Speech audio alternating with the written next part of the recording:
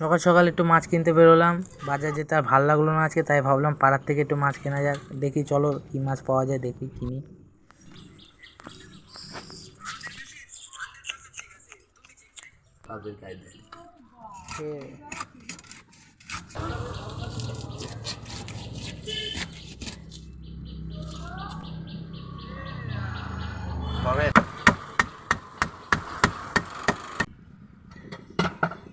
এটা একটা 50 গ্রাম বাদ দিলে হয়ে যাবে।